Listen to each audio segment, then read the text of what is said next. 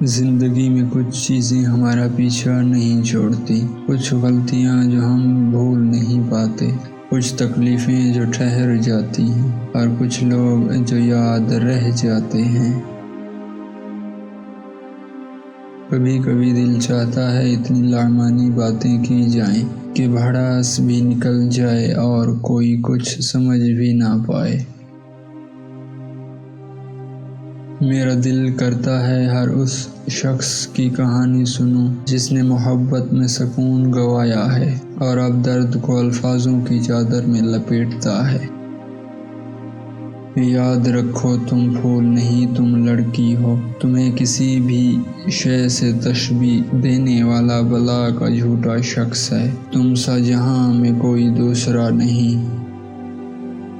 جب ہم دوسروں کو خوش کرتے ہیں تو خود بھی خوشی محسوس کرتے ہیں، کیونکہ خوشی کی شعاعیں ہوتی ہیں، جس پر ڈالی جائیں وہ بھی پر رونق ہو جاتا ہے اور جہاں سے پھوٹتی ہیں وہ بھی۔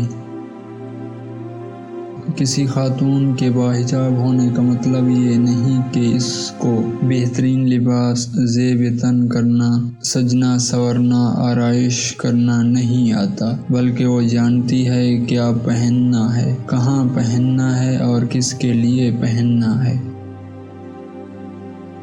بات کے اندر کی بات سمجھنے کے لیے ذات کے اندر کی ذات سے رابطہ ہونا ضروری ہے۔ صورتیں کتنی بھی خوبصورت کیوں نہ ہوں، نصیبوں کی محتاج ہوتی ہیں،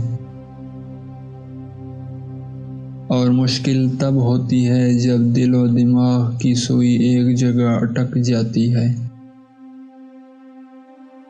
کس قدر حسین اور ذہین لوگ ہوتے ہیں جن کو ڈپریشن کھا جاتا ہے۔ کسی لڑکے کو تم سے محبت ہو جانے کی پہلی نشانی یہ ہوتی ہے کہ وہ تمہاری عزت کرے گا اور انتظار کرے گا۔ کوئی آپ کا دل دکھائے تو اسے بد دعا نہ دیں، ہو سکتا ہے اللہ آپ کی بد دعا سے بڑی سزا اسے دینا چاہتا ہو اور آپ اس کے لیے چھوٹی سزا کا مطالبہ کر دیں، اس لیے سب اللہ پہ چھوڑ دیں۔